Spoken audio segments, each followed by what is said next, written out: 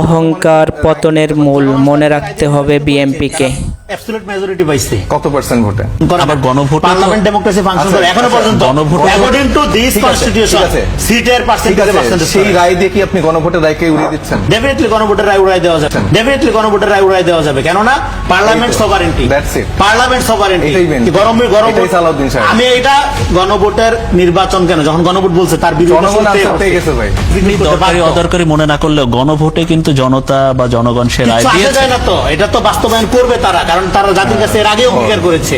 আপনি গণভোটে যে গেছেন উইদাউট পার্লামেন্ট, এটা আগামী দিনে চ্যালেঞ্জ হবে। তো এটা রনি ভাই, আপনার থেকে এরকম কথা আসলে খুব আমি আপনি যে কৌতূহল মাখা হাসিটা দিচ্ছেন, তাতে তার মানে বোঝা যাচ্ছে সামনের দিনে হয়তো সরকারও কোনো চ্যালেঞ্জে পড়তে পারে। ডেফিনেটলি মানে আজকে বিএনপি যে কাজটা করলো, ধরেন যে আমি অন রেকর্ড বলছি যে যদি তারা এই জায়গাটা পোষণ না করতে পারে 2 বছরের